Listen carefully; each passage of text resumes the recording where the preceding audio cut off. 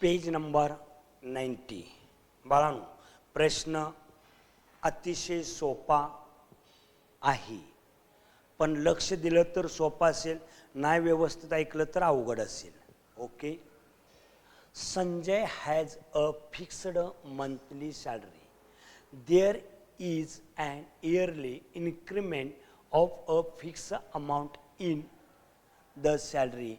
After 4 years, his monthly salary was rupees 4,500, and after 10 years, his monthly salary become rupees 5,400. Find his original salary and yearly increment. आता find the original salary. Let the original salary be y. Let Sanjay fixed monthly salary किती घेतली x and increment Y घेतली. बाळा, आता याचा अर्थ देतो बाबा. संजय नावाची एक व्यक्ती MIDC म्हणजे कामाला गेली MIDC मध्ये. मग तिथं त्या मालकानं, त्या कंपनीच्या मालकानं सांगितलं, तुला कामाला घेतो पण तुझा पगार वाढला जाणार नाही, फक्त त्या पगारावर तुला काहीतरी इन्क्रीमेंट दिले जाईल. पगार आहे तो तुला मिळणार, प्रत्येक वर्षी तुला काहीतरी ठराविक रक्कम वाढवून दिली जाईल. मग संजय नावाची व्यक्ती म्हणले हो चालेल. मग पहिल्या वर्षी त्याला पगार जो होता तो ₹100 होता. लेट द संजयचं फिक्स्ड मंथली सॅलरी किती होता ₹100. मग कामाला गेला, त्याला एका हातात ₹100 दिलं आणि एका हातात त्याची इन्क्रीमेंट देणार. And the yearly increment be y. मग आता पहिल्या वर्षी त्याला ₹100 मिळणार आणि एका हातात ₹Y मिळणार. दुसऱ्या वर्षी एका हातात त्याला सॅलरी ₹100 मिळणार, दुसऱ्या हातात त्याला 2Y मिळणार. 2Y, पहिल्या वर्षी 1Y, दुसऱ्या वर्षी 2Y, तिसऱ्या वर्षी 3Y, चौथ्या वर्षी 4Y. म्हणजे एक्स अधिक चौथ्या वर्षी त्याला किती पैसे मिळालं ₹4,500. मग ₹4,500 कसे येणार तर एक्स अधिक 4Y बरोबर 4,500 from the first condition. After 4 years his monthly salary was ₹4,500 दिलेलं आहे. म्हणजे एक्स अधिक 4Y. 4Y ही इन्क्रीमेंट आहे. एका वर्षी पहिल्या वर्षी 1Y, दुसऱ्या वर्षी समजा आता पहिल्या वर्षी ₹50 वाढ असेल तर दुसऱ्या वर्षी किती असणार 50 अधिक दुसऱ्या वर्षीचे 50, 100 झालं. तिसऱ्या वर्षी 150 झालं, चौथ्या वर्षी 200 झालं.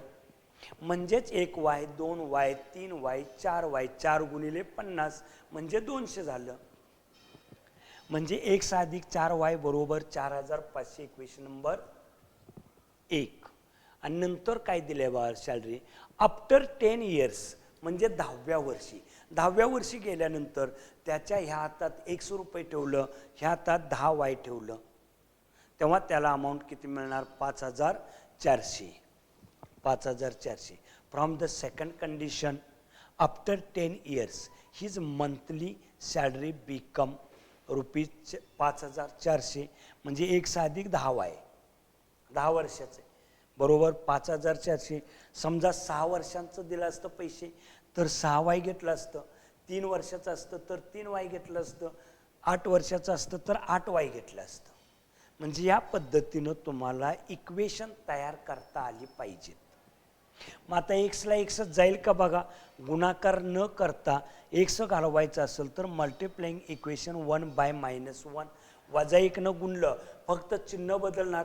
-1 न गुणल्यानंतर संख्या कुठल्याही बदलत नाहीत. किंवा साईन चेंज केलं किंवा सबट्रॅक्ट केलं तरी सुद्धा चालेल.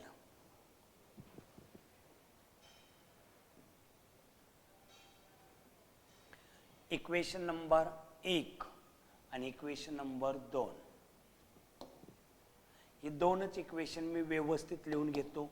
Equation number 1 x + 4y = 4,500. Equation number 1 and x + 10y = equation number किती आला 2. एक्स ला एक्स जातोय, सबट्रॅक्ट करा सरळ.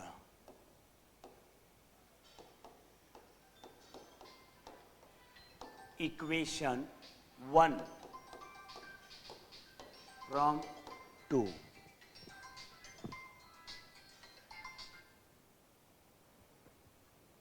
Subtract equation 1 from equation 2. 2 मधून 1 वजा करायचा म्हणजे x plus 10y is equal to x plus 4y is equal to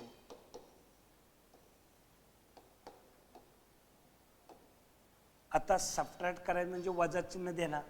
पहिली साईन द्या प्लस प्लस, इथं पण प्लस आहे. आता सबट्रॅक्ट केल्यानंतर या 2 नंबरच्या इक्वेशनची साईन बदलायची. जिथं प्लस असेल तिथं मायनस द्या आणि जिथं मायनस असेल तिथं प्लस द्या. आता एक्सला एक्स प्लसला मायनस, बदललेल्या चिन्हाचा यूज करायचा. 10y मधून 4y गेलं 6y आणि 54 मधून 45 गेलं. वजा का अधिक? अधिक. 45 9 54 45 46 47 48 49 50 51 52 53 54. वजा बाकी. पूर्ण गणित सोडवताना थोडक्यासाठी कुठं तर घोटाळ होतो बाळांनो आपला. y is equal to 90/6, y is equal to 6 भागालवा 6 के 6 6 35. त्याची जी इन्क्रीमेंट होती ती 150 रुपये होती. पहिल्या वर्षी त्याला 100 रुपये आणि 150 रुपये मिळालं. आता एक्सची किंमत काढा. Put y is equal to 150 in equation 1. 1 नंबरची इक्वेशन बघूया. x plus 4y is equal to 4500.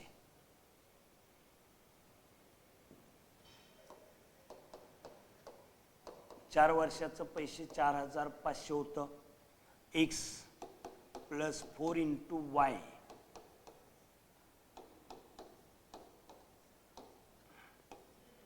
x plus 15 चौक 60 x is equal to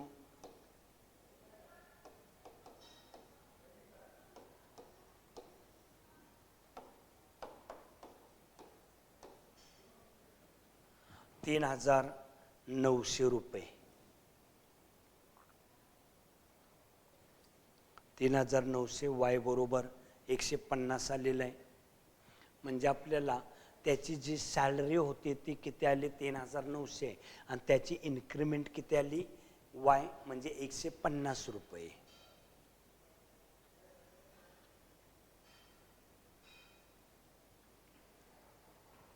Sanjay's fixed amount salary is ₹3,900 and the yearly increment is ₹150.